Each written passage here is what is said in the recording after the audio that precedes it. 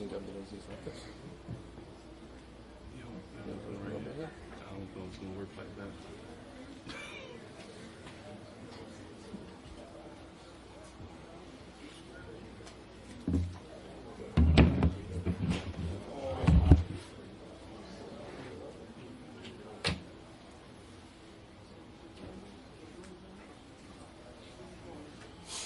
Allahu Akbar, Allahu Akbar, Allahu Akbar. Like this? Yeah. The other way? Backwards? Yep. Like this? Yep. And then this one goes. Yep. So I'm going to tell you, is it on? Sweet. Allahu Akbar, Allahu Akbar, Allahu Akbar, La ilaha illallah. Wallahu Akbar, Allahu Akbar, wa lillahi alhamd.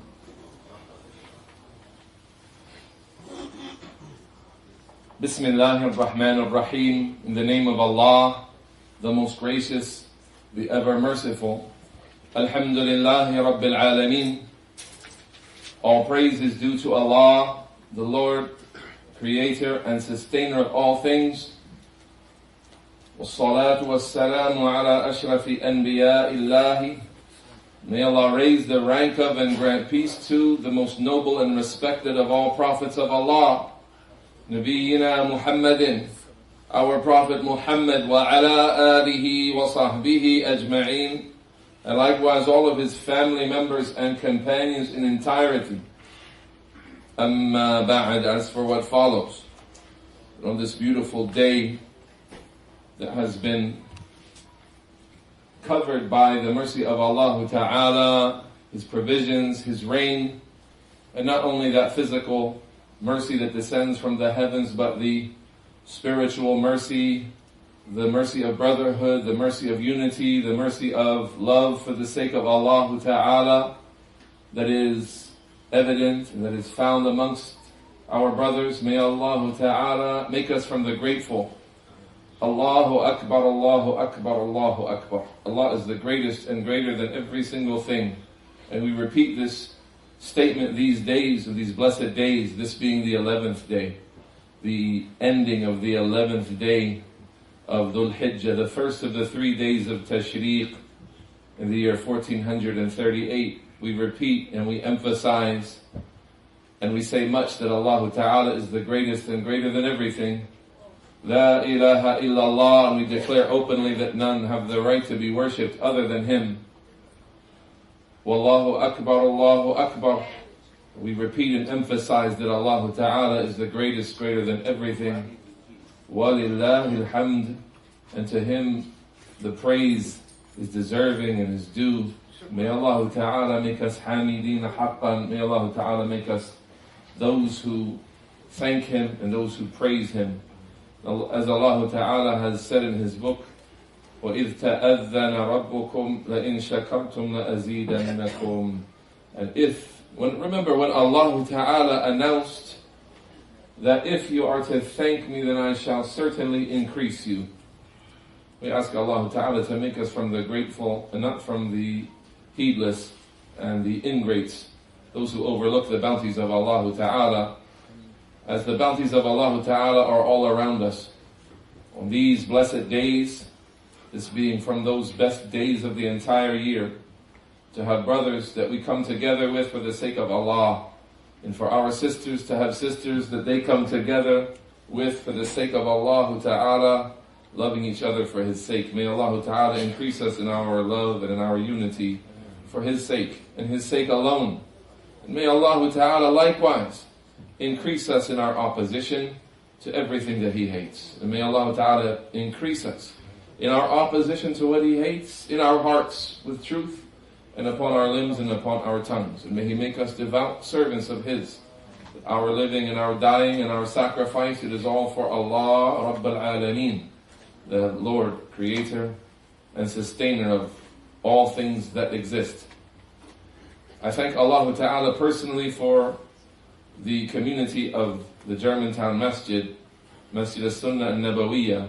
I ask Allah Ta'ala to aid and bless its administrators, its imam, its teachers, all of its supporters, all of its volunteers, all of its regular attendees.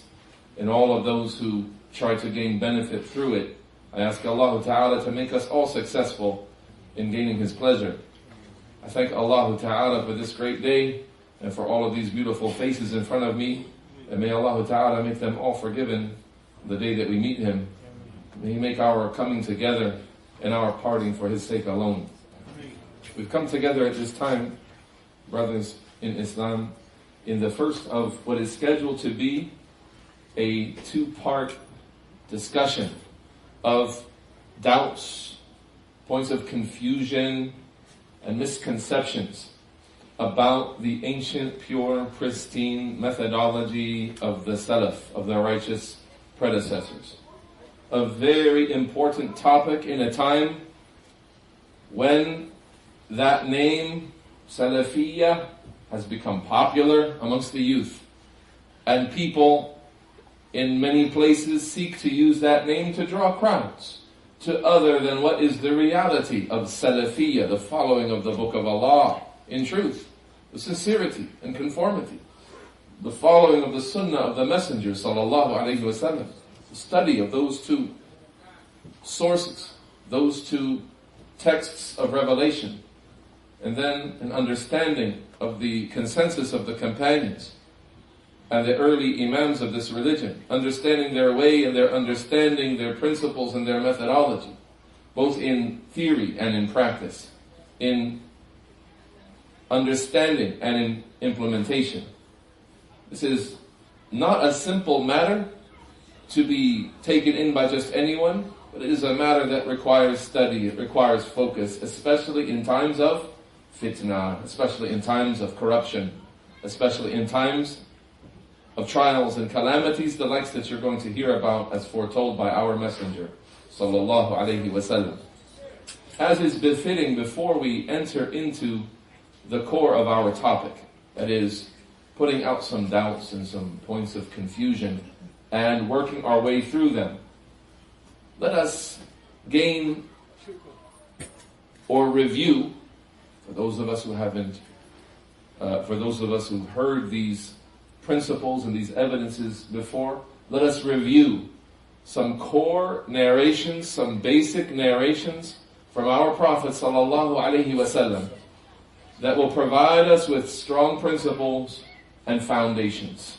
Because before we talk about misunderstandings, before we talk about slips and points of confusion, we have to be clear on our fundamentals, and we have to review them often. Because the people who are firm throughout trials and tribulations, and they stick to what is correct when it's not popular, when it's criticized, and when it's not the most championed position, they are the people who are doing so based upon principles, based upon understanding of fundamentals. So we ask Allah Ta'ala to make that easy for us.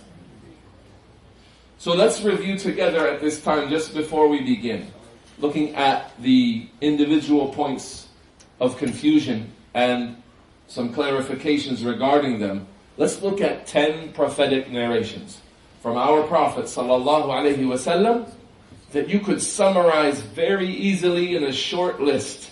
You don't have to write the whole narration out. You don't have to, take a dictation here. But let's go through 10 narrations in a very brief way that are absolutely essential for every person who wishes to understand the Salafi methodology, the path of the righteous Salaf in truth, and then we'll build upon these narrations in our responses and in our clarifications to the things that people get confused on. Firstly and foremostly, I guess as a precursor, before mentioning any hadith on a topic, we can mention the hadith of Umar. The hadith which some of the scholars said whoever compiles any number of hadith on a topic, he should begin with this hadith. What's this hadith? إِنَّمَا الْأَعْمَالُ بِالنِّيَّاتِ. Actions are only by their intentions. وَإِنَّمَا لِكُلِّ امْرِئٍ مَا نَوَى. And for every person he shall only have what he intended. And the hadith is longer with mention of hijrah and that. You know that hadith is found in the Sahihain and the two authentic compilations of Bukhari and Muslim. And you've heard the hadith many times. You might say, what's the connection to the methodology of the Salaf? The methodology of the Salaf is sincerity within and conformity on the outside. Conformity from all angles, let's say.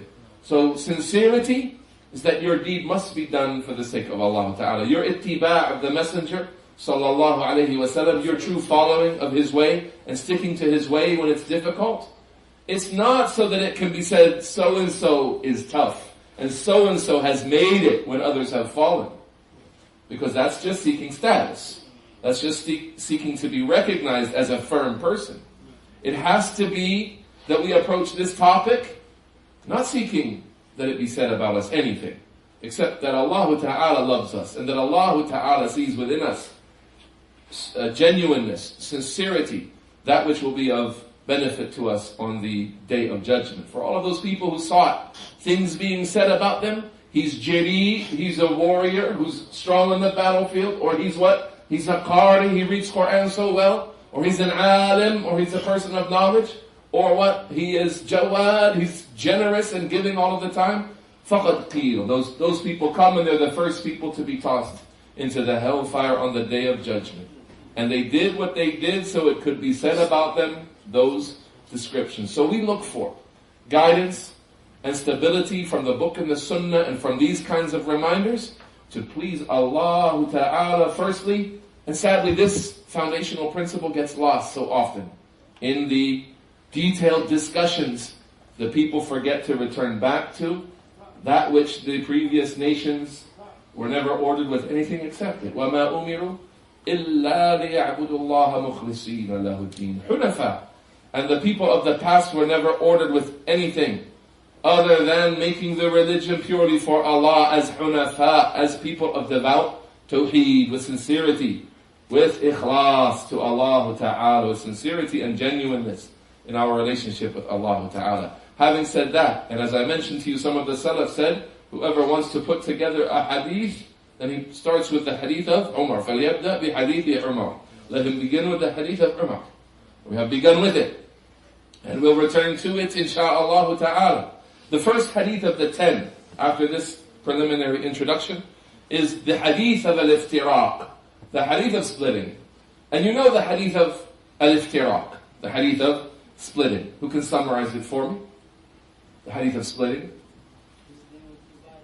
The nation, our ummah, will divide into 73 sects. Now, the hadith was reported by a number of companions, Anas ibn Malik, Abdullah ibn Amr ibn al-As, radiyallahu anhu, and others. And the wording of it, or one of the wordings of it, the wordings come with variations and differences in the wordings. And the narrations all support each other, and they make this a well-known mashhur hadith, a well-known hadith amongst the scholars. And little effort was ever made in the history of Islam to try to criticize it and disqualify it. And when it was made, it was rejected by those firmly grounded in the sciences of hadith. The hadith is that the Prophet ﷺ said, افترقت اليهود على 71 فرقة. The Jews have split into 71 religious sects. وافترقت النصارى على 72 فرقة. And the Christians have split up into 72 religious sects. وستفترق هذه الأمة على or إلى 73 فرقة. And this ummah will split into 73 sects. Then they said, or after that, the Prophet ﷺ said what is very important and has such great significance in these times. And that which is an answer to a common point of criticism and one of the points of confusion that will be coming up. And that is, he said, كُلُّهَا فِي النَّارِ. All of them are in the fire. All 73. Except, of course, with an exception. Illa. With one exception, Illa wahida. Except for one of the 73 sects. So they said, of course, Manhum or Mahiya. Who are they? Or what is that sect? Ya Rasulullah, O Messenger of Allah. May Allah raise his rank and grant him peace. In the most authentic, by way of its chain, and again the hadith is well known and acceptable with its different wordings with the scholars. The most authentic, by way of its chain, in terms of the answer was his statement, al-jama'ah. They are the jama'ah. That's an Arabic word, jama'ah, which can be misunderstood if you're not putting it together with all of the texts and the understanding of the companions. The jama'ah could mean whoever's with the leader of the Muslims, no matter what creed he's on. The jama'ah could mean the people who truly follow the truth, even if they're tiny in number. The word jama'ah could mean the majority of the people, whatever they're on. These are all possible linguistic understandings of the word jama'ah. Which one was intended by the Prophet sallallahu alaihi wasallam? If we're talking about Salafiyya, we're talking about understanding his narration, the way he intended it, and as his companions understood it, then we don't find any companions saying the Qadariyya and the Murji'ah and the Khawarij, they're all part of that one because they're the majority at a certain time. But rather, they understood it in light of his other narrations. مَا أَنَا عَلَيْهِ الْيَوْمَ وَأَصْحَابِي. What I am upon today and my companions. Those who tenaciously stick to, precisely stick to what the Prophet ﷺ was upon. And his companions, not just the Prophet ﷺ, but his companions as well. They are the jama'ah. And I'll mention to you what was posed as a question to a great imam of the religion, Abu Ya'qub, Ishaq ibn Rahuya or Ibn Rahaway. Scholars, they said all these names with way at the end. Scholars of hadith would pronounce them like Zinjuya and Marduya, with the exception of Ishaq. Ishaq is Rahaway, even with the scholars of hadith. Ishaq ibn Rahaway was asked, Ya Aba Ya'qub, he was asked, Man as-sawad al-a'lam? Who is the great big body? And the word sawad a'lam is one of the answers that comes to who are those saved sect. Again, the sawad al-a'lam, the great mass body of people, the large group of people. Not necessarily the majority, but that's what the linguistic wording tends to indicate. They asked him, who is a Sawad al-A'lam in his time? It's a 3rd century scholar. And so he was very fond of a scholar named Muhammad ibn Aslam al-Tusi. And he was known for his tenacity, his strictness in sticking to the sunnah of the Prophet sallallahu alaihi wasallam. And he was a great imam and a great scholar of this religion. And in his biography we find this narration. If you return to the book called Hilyatu al-Awliya, by Abu Nu'aym al-Asbahani, we find this narration, Ishaq being asked, who is a Sawad al-A'lam? Like, who is the main course, the main pathway that Muslims should stick to? He named one single man. He's Muhammad ibn Aslam al-Tusi. And then he added to that, saying, وَمَنْ تَبِعَهُ, and those who follow him. So he made the truth here relative to one renowned scholar, and those who follow him. Then he was asked, Ishaq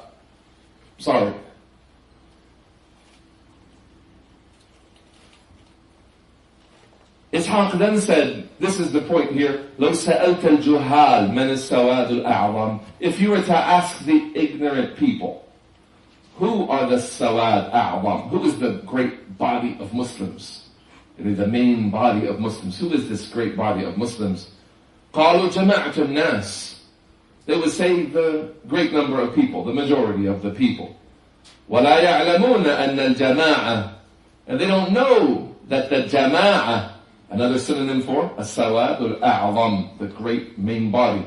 Yeah, they don't know that the jama'ah is alimun mutamassikun bi athar al-nabi sallallahu alayhi wa sallam. Can be a single scholar holding fast to the narration or the footsteps or the pathway of the Prophet. May Allah raise his rank and grant him peace. Wa tariqihi, and his way. فَمَنْ كَانَ مَعَهُ وَتَبِعَهُ فَهُوَ الْجَمَاعَةِ. And whoever was with him following him upon his way, then he is the jama'ah. Yeah? وَمَنْ خَالَفَهُ فِيهِ تَرَكَ الْجَمَاعَةِ. And whoever opposes him, meaning that scholar who's renowned and a senior resource for the ummah, when he is abandoned, then the people have abandoned the jama'ah. They have left the jama'ah. Put this in light of that famous statement of Abdullah ibn Mas'ud, radiyallahu anhu, about the meaning of the word jama'ah. Who knows it? Huh? Al-jama'ah ma wafaq al-haq walau kunta wahdak. The jama'ah is whatever is in line with the truth, even if you were alone, even if you were by yourself. No? So then, in this first narration, what do we see right away? Numbers. Large numbers of groups, only one of them being saved. 1 out of 73. Majority or minority? A minority. Already look at the people on the earth. Those who ascribe to Islam, without talking about their ascription, is it valid, is it correct?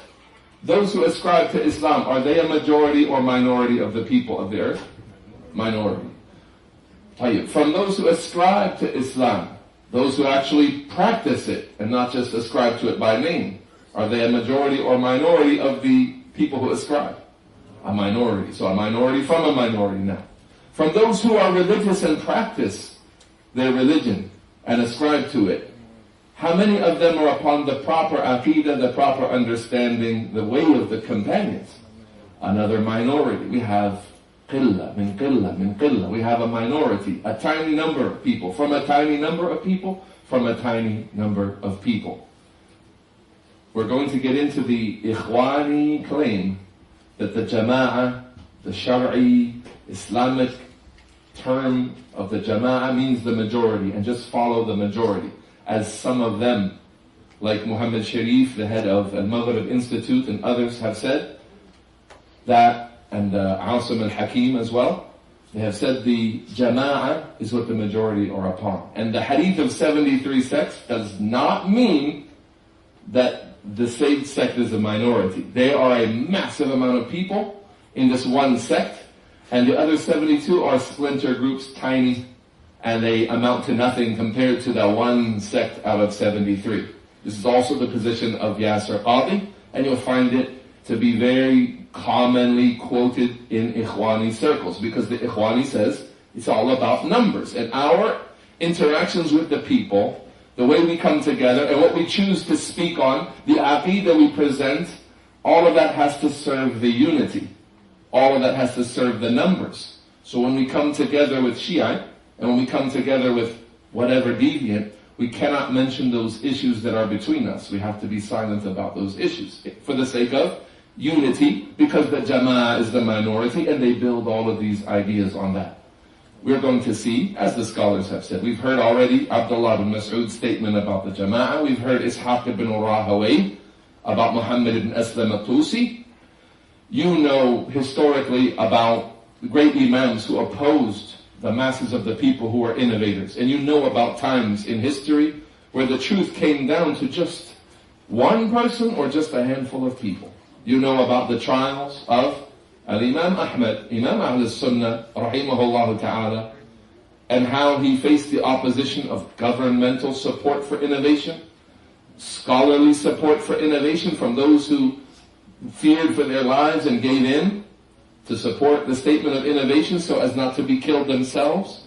And he was from the last standing people from Ahl-Sunnah. If you were to rewind back in history and go to those days, would you dare say the truth will be known by the majority of the people? No one would ever say that. Those were the times, and that's also in those virtuous years, the first 300 years of Al-Islam. Fast forward to the year 1438. Put yourself in a Western context, not only in 1438, put yourself in America, where there's Mabda' Hurriyat Tadayyun, where you have the foundation of freedom of religion.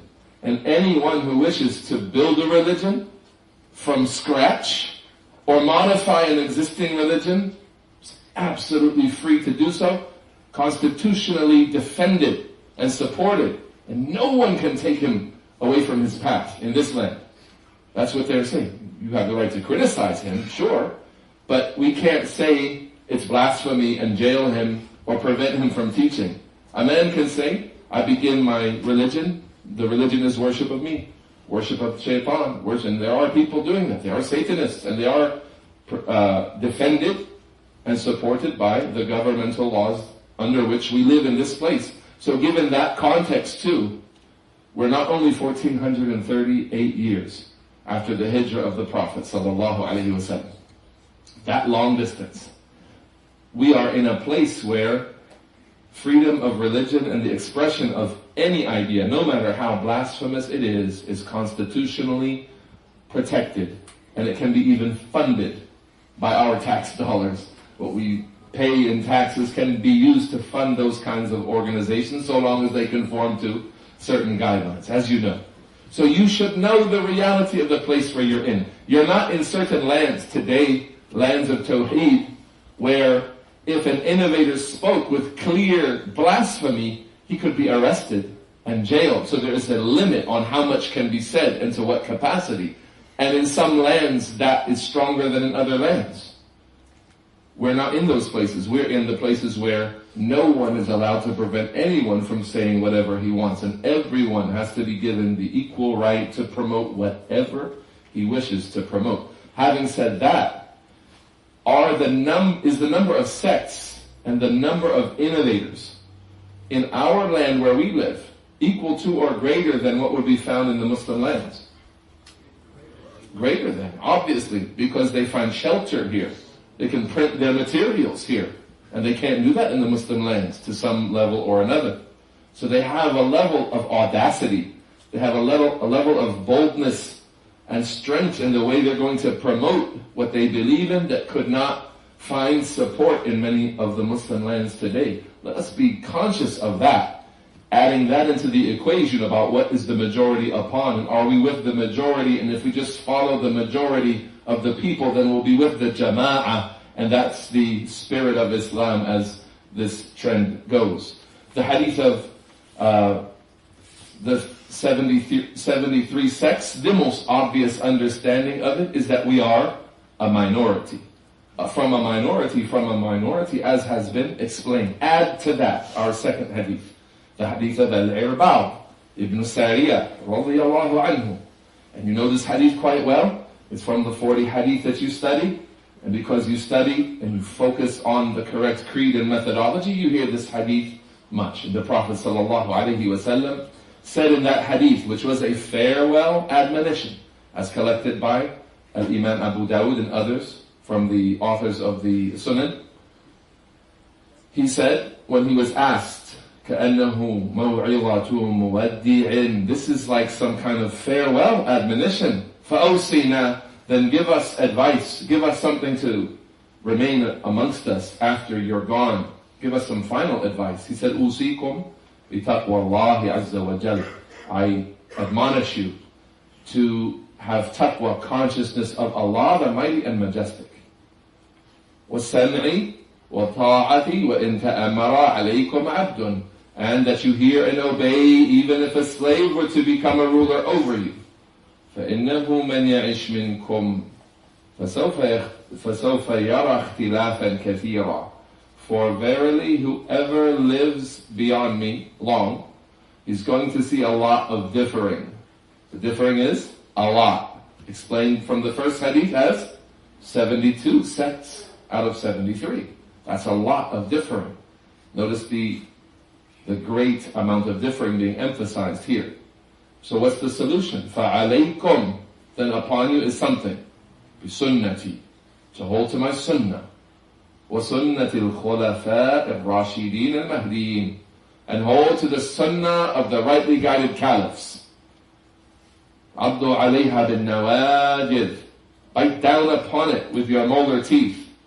وَإِيَّاكُمْ وَمُحْدَثَاتِ الْأُمُورِ, and be warned of newly invented matters. Be warned of innovations, those things which are introduced into the religion. فَإِنَّ كُلَّ ضَلَالَةٍ فِي النَّارِ, or فَإِنَّ كُلَّ مُحْدَثَةٍ بِدْعَةٍ, or كَمَا قَالَ صَلَّى اللَّهُ عَلَيْهِ وَسَلَّمَ. And then he warned against it further, saying every misguidance is in the fire. or every innovation is misguidance, or as he said it, may Allah raise his rank and grant him peace. This is called the hadith of al-irbad. And these hadiths that we're looking at this evening, the majority of them have nicknames. The hadith of the intention, or the hadith of Umar. That was our starter. The first hadith of the 10 is the hadith of iftiraq.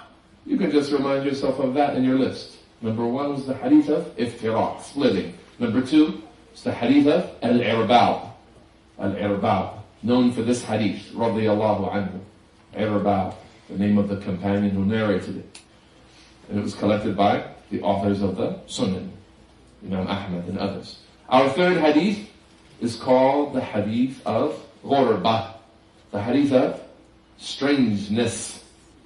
And it further emphasizes and confirms for us that one sect out of 73 is a small minority because of the amazing wordings of this hadith. And it's the hadith that Al-Imam Muslim collected in his Sahih and Kitab Al-Iman. From the reports of Abdullah ibn Umar, radiyallahu anhu wa an abihi, may Allah be pleased with him and his father. He said, the Prophet sallallahu alayhi wa sallam said, in al-Islam bada'a ghariban, that Islam began as a strange thing, something gharib, strange. وَسَيَعُودُ غَرِيبًا وَسَيَعُودُ غَرِيبًا كَمَا بَدَأَ. It's going to return to being something strange as it began. فَطُوبَى لِلْغُرَبَى. So, tuba, either general glad tidings and support and encouragement, and or a tree in paradise. May Allah Ta'ala make us from them, from those who have this tuba for them, whatever the meaning is. Allahumma ameen. In some narrations outside of the Sahih of Imam Muslim, they asked him, who are these people? Man hum ya Rasulullah? Who are these ghuraba? Fatuba lil ghuraba. Give glad tidings to the strangers. Who are the ghuraba? Who are the strangers? He said, sallallahu alayhi wa sallam, alladhina yasluhuna idha fasada an-nas. Those who are upright and righteous, they have salah within themselves when the people are corrupt. Another way of reading the hadith that the scholars mention is to say, هُمُ الَّذِينَ يُصْلِحُونَ إِذَا فَسَدَ النَّاسِ. They are those who cause righteousness in others. They correct things when the people have become corrupt. Notice, النَّاسِ, the people have become corrupt. Does that sound like a minority of the people or the majority of the people? The majority have become corrupt, and therefore there are some strangers. The stranger, is he one of the majority and he looks like and behaves just like everyone else? That doesn't make sense for someone to be called a gharib, strange, in such a case. He's not gharib, laysa bi gharib. This one is ordinary. Doesn't stick out. He's like everyone else. So he's not one of the majority. The gharib is one of the minority. Yeah? And you don't say about a person he's strange unless he has something that makes him strange. We know the word strange in English, and the word gharib in Arabic is like that. شَيْءٌ يُسْتَغْرَبُ مِنْهُ. Something that you look at it as something being out of the ordinary, not the ordinary thing. Hear from the tongue of the Messenger, sallallahu alayhi wa sallam, the followers of the truth. Those who bring about righteousness when the people are corrupt, they're called ghuraba. They're called people who are strange. They're called strangers. And Islam, the religion that they ascribe to, is called gharib. It's called strange. It's a strange affair. Meaning it's not in line with what the majority of the people understand and practice. And they are ghuraba. They are ghuraba. They are strangers practicing this religion. That hadith, as mentioned to you, was collected by Imam Muslim, and in other sources outside of the Sahih of Imam Muslim is that wording about who are the ghuraba. Review that in the book Silsilatul Ahadith as-Sahiha, the great encyclopedia of authentic narrations, their discussions, and a tracing of their routes and wordings by Shaykh Muhammad Nasiruddin al-Albani, number 1273. That's our third hadith. Fourth hadith is called Hadithul Fitan, the hadith of the trials and the tribulations. Again, from the same chapter of Imam Muslim's Sahih. What chapter is that? Kitab Al-Iman. The chapter of Iman. From the report of Abu Hurairah, radiyallahu anhu, may Allah be pleased with him, he said, the Prophet sallallahu alayhi wasallam said, Badiru bil a'mali fitana.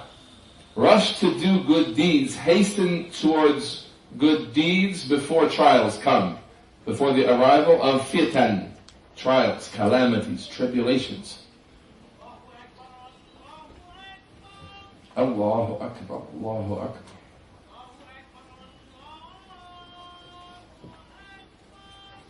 Allahu Akbar, Allahu Akbar.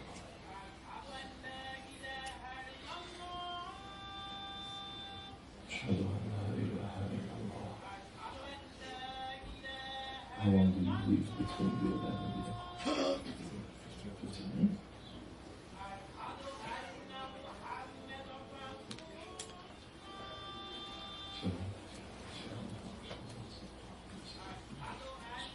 How are you?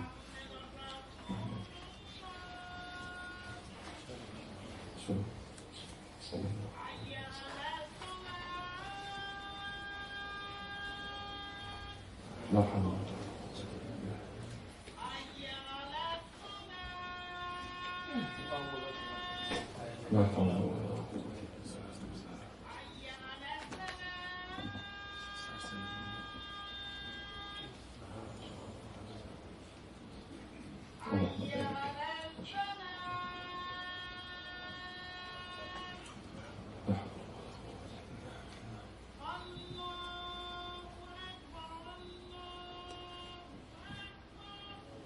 Allah.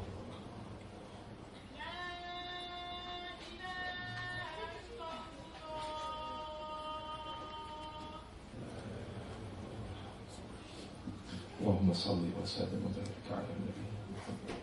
اللهم رب هذه الدعوة التامة والصلاة القائمة آت محمدا الوسيلة والفضيلة والمقام محمودا الذي وعدته. So بادروا بالأعمال فتنا. Rush forth to do good deeds before trials come.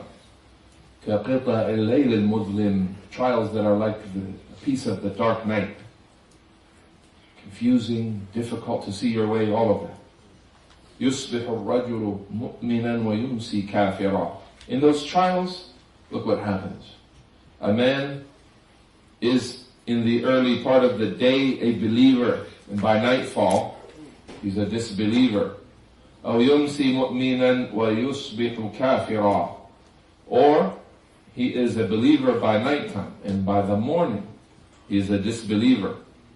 Listen to the last phrase, which is a very important sign for the gravity of such an era. It is that such a person who becomes a disbeliever, what? يَبِيعُ دِينَهُ بِعَرَضٍ مِنَ الدُّنْيَا. He'll sell off his religion for a cheap price, for the worldly life, for something materialistic. He'll sell off his religion for a cheap materialistic price. We ask Allah Ta'ala for stability. One of the most obvious benefits we take from this hadith as a foundation is fitna is mughayyira. Fitna changes people. If we've been warned about fitna that will change a man from a believer to a disbeliever in a single day or part of a day, then would it be shocking in times of calamities in the religion that a person who used to be known for following the sunnah, now he's a follower of innovation? Is that more or less? That's less. A person who is known for honesty and upholding trust, now he's a betrayer and a liar. That's less than becoming a disbeliever. So don't be shocked. You have been warned that a time will come when people change. And fitna is the thing that changes them. Calamities come. And because some people are grounded upon fundamentals and they are sincere to Allah, Allah chooses to give them i'tisam, that they remain fast. They hold fast to what they are upon, and they don't sway like grass in the wind, this way and that way. And there are other people, either due to deficiency in knowledge of their foundations, or due to deficiencies in their sincerity, or due to some love in their hearts for material things that overwhelms them in times of choices to be made in their religion, they leave their guidance that Allah Ta'ala has given them. Think about how we continually ask Allah for guidance in Surah Al-Fatiha. Ihdina as-sirat al-mustaqim. What are we asking for? We're asking for, one of the things we're asking for is not to be overtaken by fitan. That when fitna comes, and it has to come, it will come to you, in your culture, in your language. People who speak your tongue, they have to come to you. You have to be tried. So when they come to you, will you be like so many people overtaken? And now they speak with the opposite of what they used to speak with. Now they warn against the path of the Salaf that they used to call to. Will you be like them? Or will Allah Ta'ala bless you with stability? We don't know. We hope and we beg Allah Ta'ala that He would give us stability. If you've understood that fitna changes people, let's build on that a very important logical point that will help us respond to points of confusion that are coming later.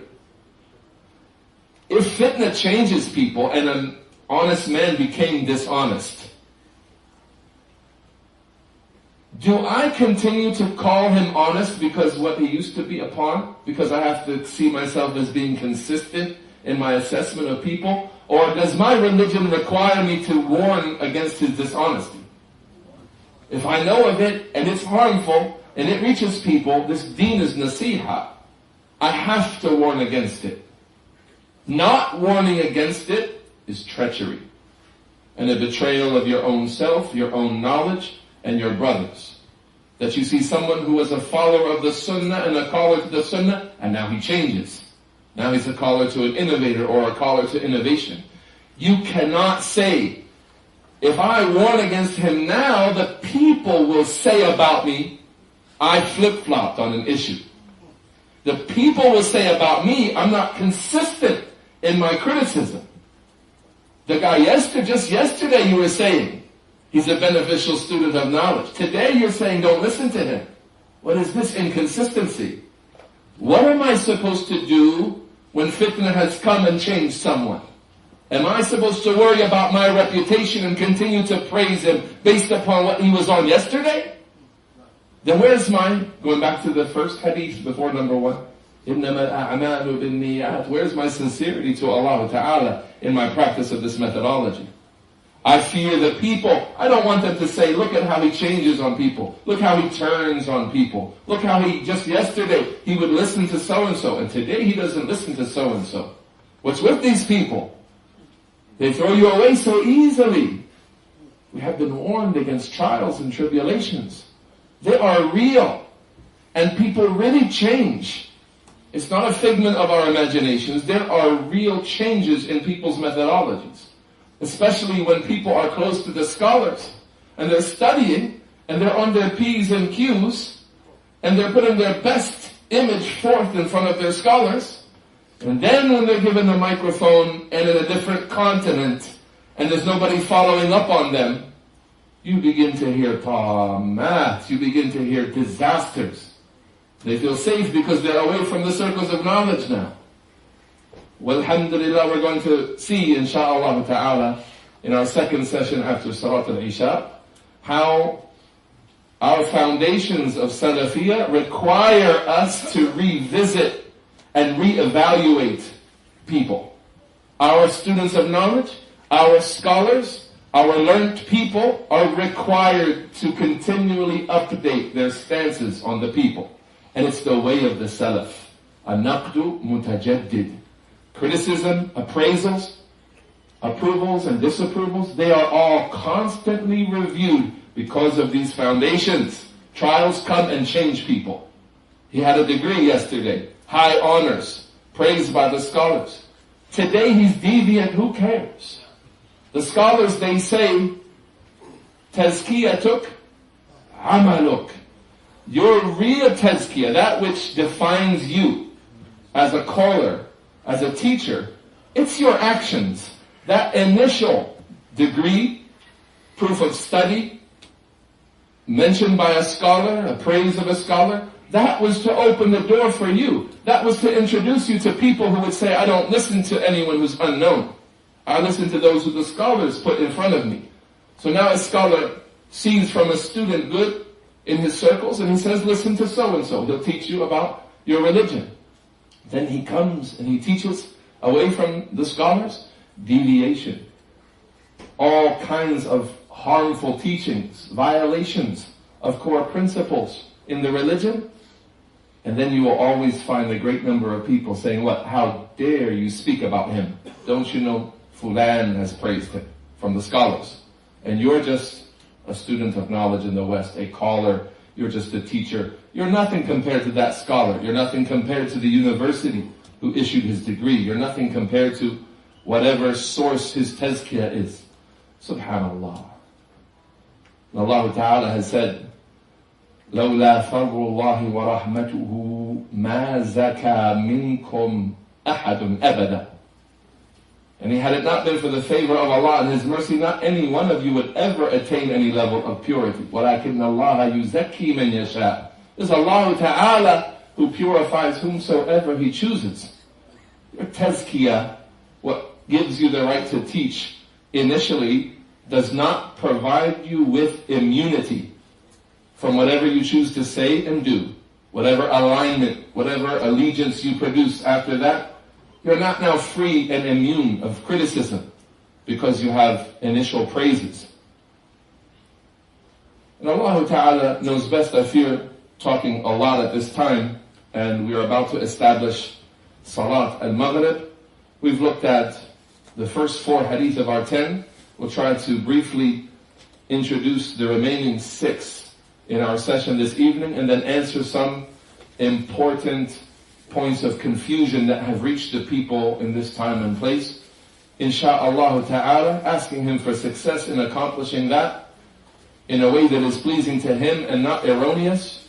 وَصَلِّ اللَّهُمَّ وَسَلِّمْ وَبَارِكْ عَلَى نَبِيِّنَا مُحَمَّدٍ وَعَلَى آلِهِ وَصَحْبِهِ أَجْمَعِينَ.